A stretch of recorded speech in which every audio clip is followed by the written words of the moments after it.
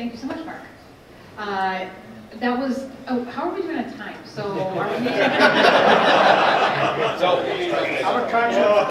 were each told we have 30 minutes, so that's putting us, okay. All right, so anyway, so I'm just going to run through my stuff. I was super excited, though, to see so many great companies that we've already worked with. We've worked with Adam Lyons, we've worked with Skender, Farr & Associates, we've worked with Neil Peck, who actually put panels on his house.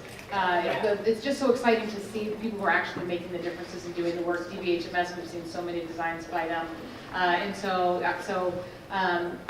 Between the three presenters, we're really hoping that we're going to give you just a wealth of information. I always like to start with the beginning with some of the very basics, and so I apologize because some of this is going to be pretty basic for many of you in the room, but I think it's important too to back up and remember those details because that's what your homeowners are going to want to understand. So taking a step backwards and looking at that. I do wear two hats today. I always like, when I speak in public, to wear my Illinois Solar Energy Association hat. We have been around since 1975. We are primarily an educational organization. In the last few years, however, we've gotten very involved in policy. Thank you so much for recognizing the hard work that ICEA has done. It's not me. Thank goodness really smart people got involved in this so that we could get somebody like Brian Granahan actually working on writing past legislation. So Illinois Solar has been around for a long time. If you have not joined us, it's illinoissolar.org. We have a lot of information on our website. We have a brand new website as of yesterday. Hopefully it's a lot easier to navigate, makes it easier to find things as you're running around. We do have about 400 businesses and growing. We're really excited that a lot of big national players are here. I would say that Illinois has probably hovered around 25th to 30th in installed solar. The only reason that we're even that high is because we have the largest urban solar installation in the country down in West Pullman with a 10 megawatt system, which is massive. If you haven't driven by it, it's pretty cool. It's just block after block of solar. And what's really great about that installation is that it's on brownfields.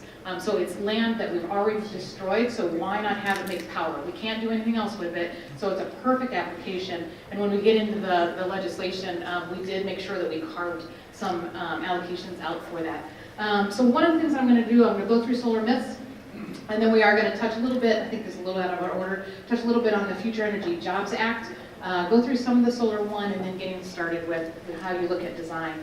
But Bill and Brian are going to pick up a lot of the details on that.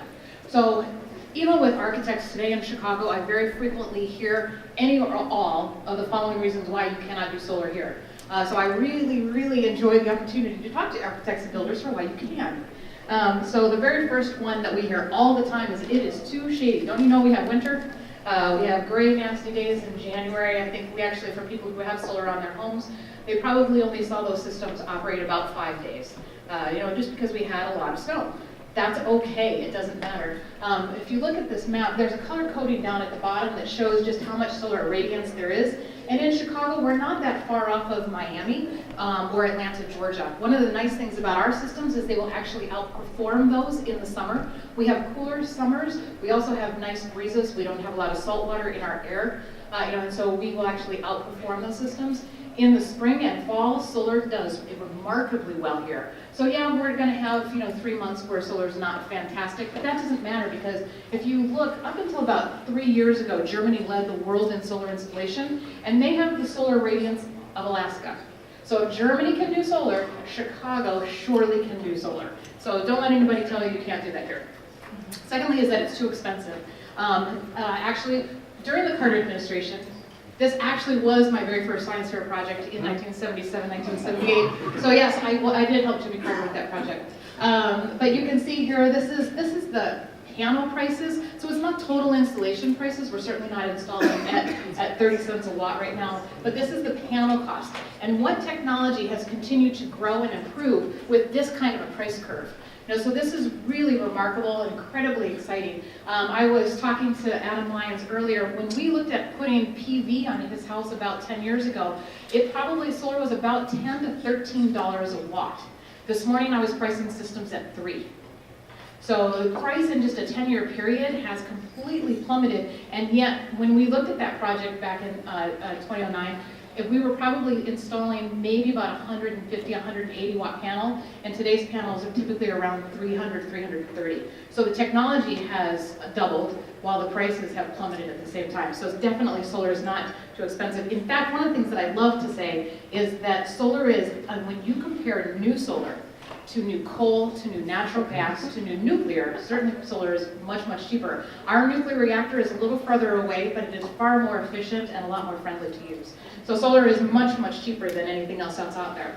We have some great government incentives. I think a lot of people were pretty worried when we had the tax bill rewritten in Washington, D.C. in December.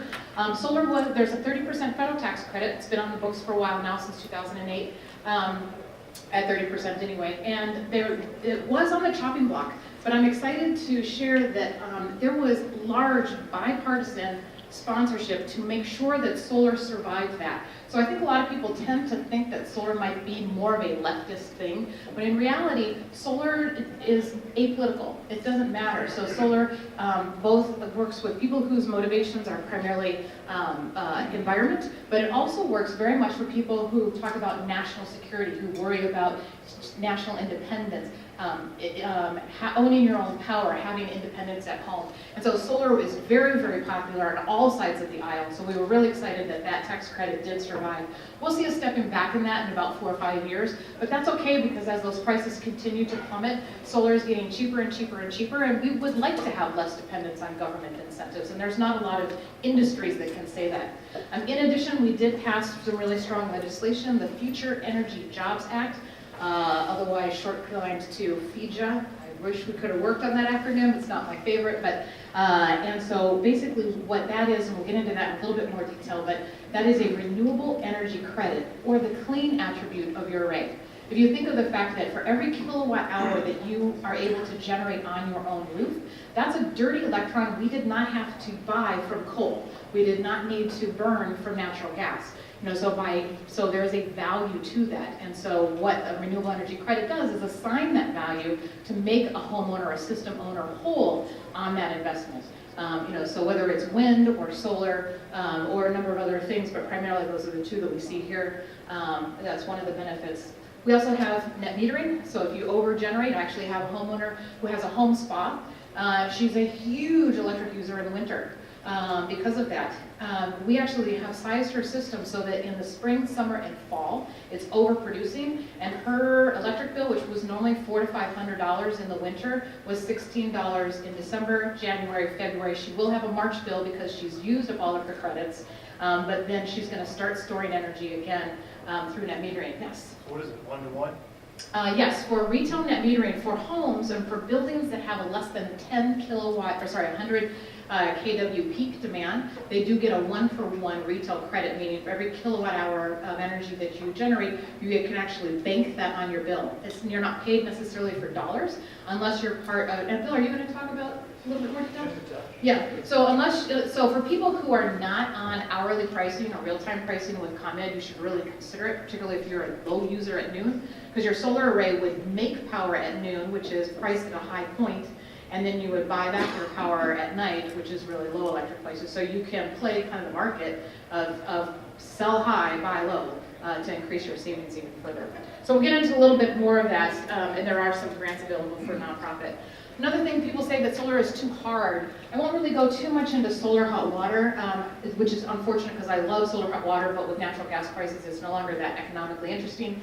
But with PV, basically, the electric panel for your building becomes the traffic cop. So you just plug straight in, and we'll get into a little bit more detail. But just like homeowners don't understand how electricity comes in the house today, they don't need to understand necessarily how solar is going to work. The sun shines, it delivers the electricity to the load. It's very, very easy to integrate, and typically in most homes we don't need to do any kind of an upgrade. Limited availability. Do you know how much power we use as a planet? There's no way we can possibly do everything from solar. This is how much the United States uses currently, and if you compare the sizes, you can see that we actually have a lot more energy available to us comparatively. Another thing that I think is really important and an easy thing to grasp is that in 1 hour, the planet sees enough sunshine to power all of humanity for a year. So let's go get that. I don't see the sense of digging a big hole in the ground and the inefficiencies of doing that when it's literally falling on us. If there was any other resource that was showering money on us every single day, we would figure out how to go do that. So one of the things that's really important about solar is let's figure that out, and I love the fact that you guys first are starting with using as little as possible, and then adding in having generation at the source that it's needed to complete that cycle. Next, that it's not scalable. This is the growth curve, which is the opposite of the price curve, but this is, you can see in 2011 we keep doubling the amount of installations that are happening here in the United States.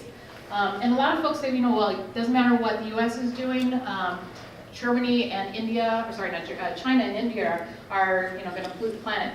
I am so inspired by what is happening in Asia when it comes to solar. China right now is installing as much a quarter as we are doing in a year. Their growth is phenomenal. So it used to be Germany, China's now number one, and they're growing at a rate that is remarkable and really difficult to be able to track and chart. In addition, the number of jobs that are happening. One of the things that was really, really critical to passing the solar legislation here is the creation of jobs. These are local jobs, as you know as builders. These are jobs that can't be outsourced. These are individuals who will actually be on the rooftop installing systems. They're jobs like me. I design and sell systems. They're policy jobs. They're accounting jobs. This is going to be a tremendous opportunity. And the entire country right now is looking at Illinois because whereas other states may be stepping off some of their ambition and some of their policy, Illinois now has a really, really strong set of incentives that are coming forward. A lot of times, you know, people, like I mentioned, Illinois is about 30th in installed capacity, and it's not necessarily, a lot of people just assume that it's either the cost of the system is too much or the availability of sunshine. But in reality, what we've lacked is the certainty of incentives that bring businesses in the first place. So now, I don't remember who mentioned the solar coaster, but it really is a phrase that we all use. We get really excited. In 2008, we were incredibly excited. We had grants, and then the grants became a lottery, and then the lottery went away. You know, it's just constant. In 2013, or whenever the last governor election was, I lost $1.5 million in projects in a day because the incentives just go away. So we're really excited that we're going to be bringing jobs to Illinois, and really good jobs. So one of the things that I want to say, and hopefully Brian will be glad that I have this in here, the plan is still a draft. So the legislation passed in December of 2016, but they are still working on the final versions of the rulemaking process. And so the things that we talk about here today could change and are still being baked, but this is at least kind of where we're at now to better understand. Like I mentioned, we've had a lot of broken policies in Illinois that just haven't encouraged the adoption of this technology. When I sit down with a homeowner and I can tell them, you might get state money, they all laugh and say, I won't get state money. You know, and so now I can very definitely say that there is going to be some kind of an incentive for those homeowners, and what it's going to do is it's a performance-based incentive, meaning that you get paid based on the size of your system and how your system will operate. It is a 15-year contract, and that contract will ensure that you need to make sure your system is operational during that time frame.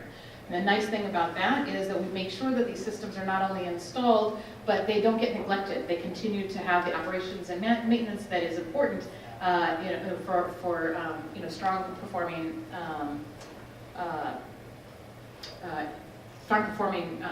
technologies. So basically, we now have around $200 million that are allocated. This is actually instead of it being, there used to be a whole bunch of different buckets of where the money was coming from, and now instead it's a line items charge at the highest level possible. Like I said, there's 15-year contracts. For larger commercial systems, there will be a different incentive. There still is a tariff that's working its way through the system. But one of the things that I like to point out is the opportunity for growth.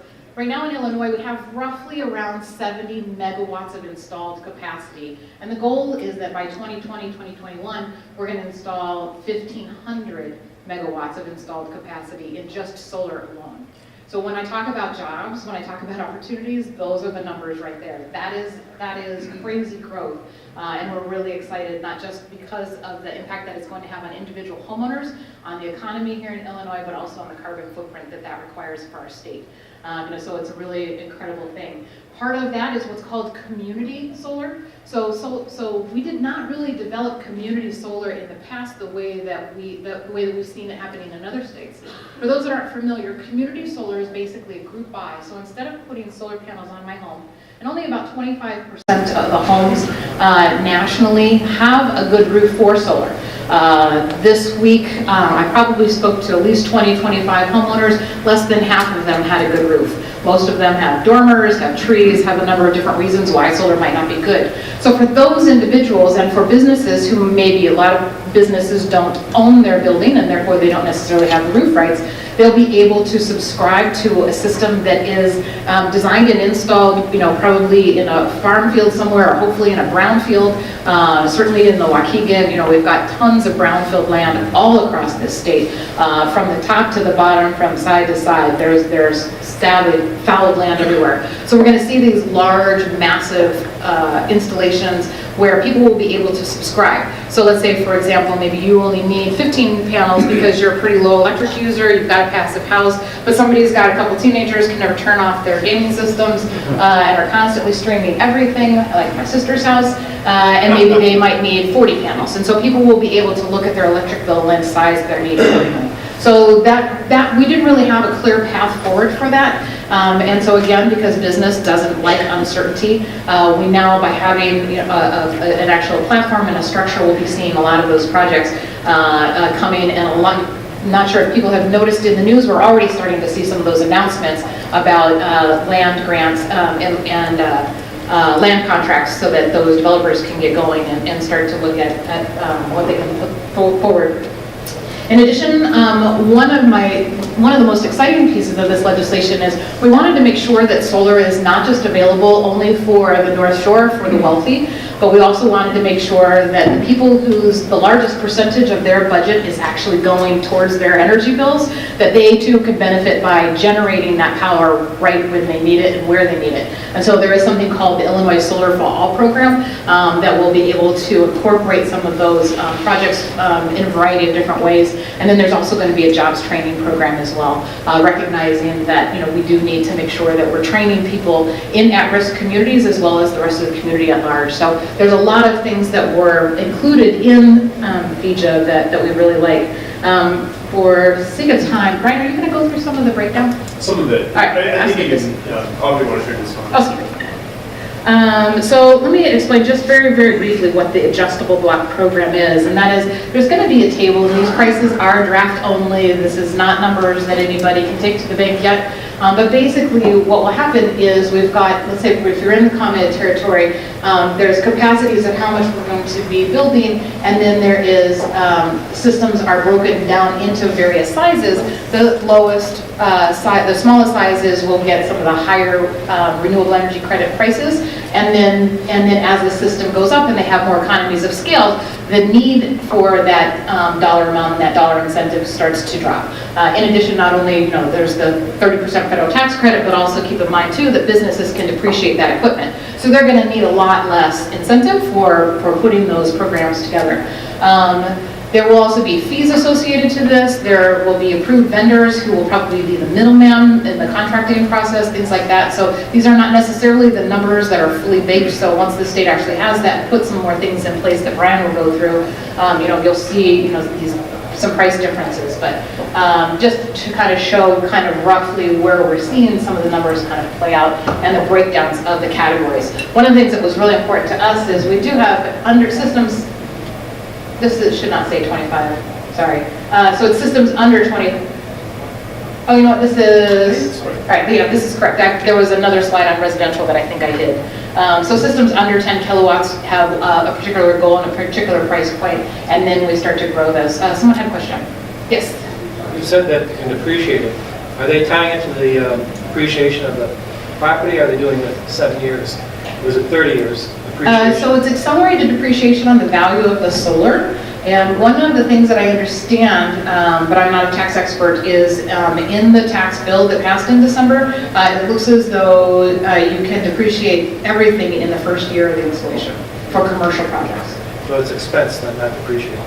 That's what they call it, Okay. taxes. Okay, thank you. So that's just kind of very briefly. To go into a quick kind of solar 101, obviously the sun shines, we've got panels on the roof. We're actually creating DC current with those modules. I think it's important to start with a really good quality panel. Just about every single panel in the marketplace actually has a 25-year warranty, and there's nothing else in my house, certainly not my toaster, that you know is going to have that kind of longevity. Here in the Chicagoland area, we are going to put those panels to the test. We have extreme cold and extreme heat. We've got nice wind and heavy storms. We have hail and wind and everything else, and so it's really important to make sure you're getting a good quality panel. When we come down from the DC, we actually need to switch that obviously into AC, and you'll go into an inverter. Now there's been a lot of different things happening in terms of the technology, and at one point we saw what's called a microinverter, where we put an inverter on every single panel. The industry is kind of shifting a little bit from that model to something where we use a string inverter, where we tie all the panels together in a single string. In the past, one of the dangers of that is that if I've got one panel that is underperforming, then the entire array is going to think and act as that one panel. So then microinverters came in to address that concern. Now we actually have a bridge between the two where we'll install an optimizer underneath each and every panel. That will separate that performance dependency, and then but still give you some of the benefits of having a string inverter.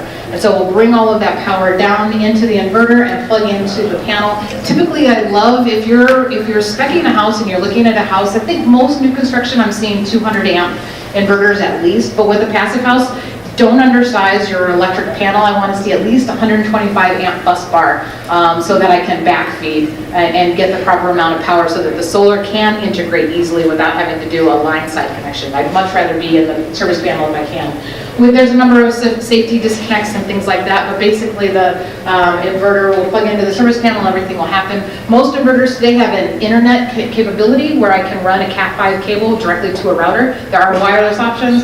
We're not in love with them just because, you know, the inconsistency. But the nice thing about that is people are putting a silent device on their home that they can't see. And so this is a great way, the system is constantly polling to make sure that the solar is operating the way that it should operate.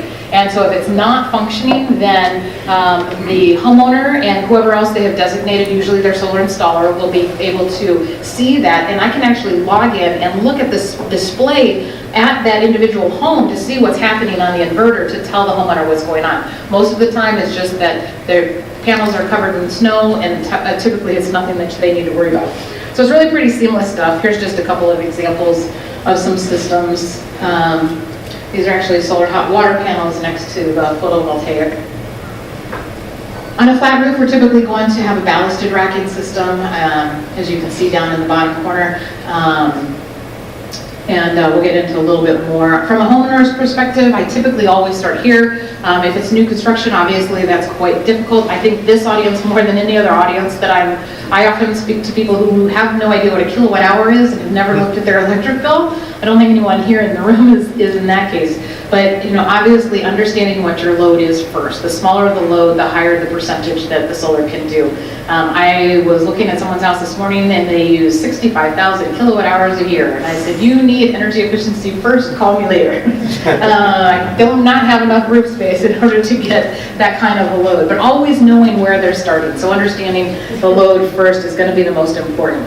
The next thing I always really encourage people to do, if you haven't played with Google Sunroof, they actually have a pretty cool tool. It's called Project Sunroof, and it's not fully baked in the Illinois area right now, but it's nice because it uses thermal imagery and I think LiDAR in order to show you basically how much irradiance is in your area.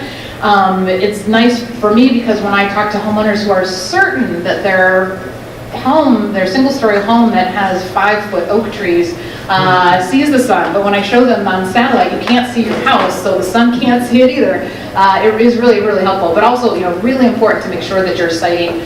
We love trees. We never talk about cutting a tree down, but also making sure that the landscaping plans don't put something that's going to be a problem in 5 to 10 years. So looking first at the site and better understanding kind of what's out there. I'm going to cruise through this because I think we're really short on time, but these are the decision steps that we typically go through with the average homeowner. Obviously, finding a qualified contractor. In order to qualify for the state incentive, you do need to be DG certified. That is a certification required by the Illinois Commerce Commission. And so it's really important to make sure that whoever is installing the array does have that qualification. And then you're going to also want to look to make sure, are they NABCEP certified? That's the North American Board of Certified Energy Practitioners. It's really the gold star of certification in this industry. But of course, there's other things. There's the IBW, NECA controls, and as well as some of the other incentives, other certifications. Like I mentioned, looking to see, now with solar hot water, you really need to be almost south only. With photovoltaics, it's a little bit more forgiving, and you can go east and west. I do not like to go north of east or north of west at all, just because your system is not going to perform that well. So really kind of looking at the area. If it's a retrofit, really understanding the age of that roof, because those panels are going to be up there for a very long time, and you want to make sure that you're putting it on a healthy roof. It breaks my heart when I get phone calls from homeowners who say, hey, my solar installer didn't ask me that, and now they're telling me I have to take it down. I'm like, yes, you have to take it down. So making sure that you start with good stuff. In the mechanical realm, for the architects out there, I know all of the other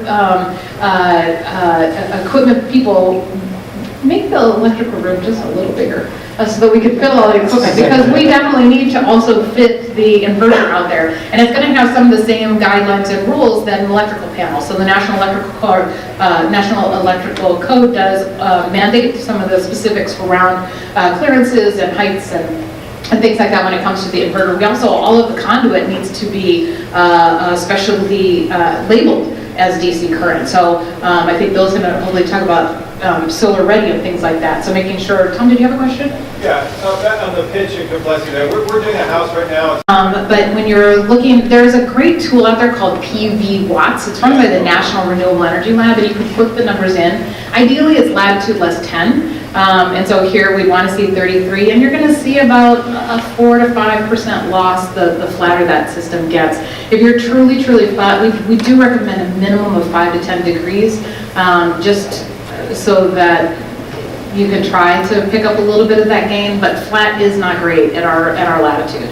Certainly in the winter when the sun is super low in the sky, for people who play billiards, you're banking off the side. You're not getting a lot of that ray. We really want that sunshine. And a lot of people assume, when I'm talking to homeowners, they assume that, well, my roof gets lots of sun. Well, it's not the visible sunlight, it's the actual rays. I want those actually to be perpendicular as much of the year as I possibly can, which is why we typically go about latitude less 10. So looking at that, no dormers. Dormers are really difficult. As much of a clean slate in a south-facing roof. If the orientation is east and west, I don't like to be an awful lot taller than a 5 or 6'12" if I'm going east and west, just because if I'm steeper than a 6'12" on the east side, then in the afternoon those panels really aren't seeing much of the sunshine. So it's ambient and light to all of us, but again, that ray of sunshine needs to be striking that panel.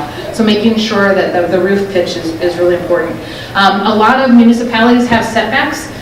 So here in Chicago on a flat roof, we do have a 3-foot setback on the entire perimeter, so that roof gets really small really quickly. And so really kind of looking at that when you're looking at design and what some of the municipal codes are.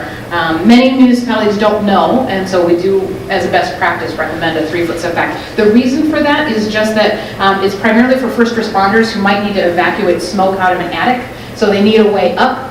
They need somewhere to stand to cut a hole in the roof so that they can evacuate that smoke, and then they need an egress down. So that's why I need 3 feet up, 3 feet across, and 3 feet down. Typically hips and valleys, you're looking at 18 inches on the other side. That way I can get that 3 foot up. So I've got a place for a fireman and a boot to run all the way to the top of the roof. So don't cheat them that area. Project financing, I don't think we'll necessarily go through that, but like I mentioned, systems are really installing for somewhere around the $3.50 to $3 watt, depending on the size of the system. If people can wrap it into the first mortgages, banks love these because it means the home will be that much more affordable. And then, of course, there's always, actually, I'm quite surprised that a lot of people don't know, You do need to get permission from ComEd to interconnect and have a solar on your building. They own the wires and they need to know that it's out there. So because they manage the grid, you need to first apply for interconnection approval. It's a simple process. ComEd has online tools so that you can do that. Your solar installer should be able to help you do that. But it is an important step, and I'm surprised we actually get phone calls once a quarter where a system is turned on that does not have approval from ComEd, and it's not pretty at that point. So it's really important to make sure you're doing everything. The actual installation usually takes about 4 to 5 days. It's usually very, very simple. A day or so to do racking and everything on the roof. Mechanicals, getting the panels up is super, super fast and super easy. It's all the prep work in advance. And then our favorite part. Sadly, this is the one thing that I miss about analog meters is they don't spin backwards anymore. All right, so that's me.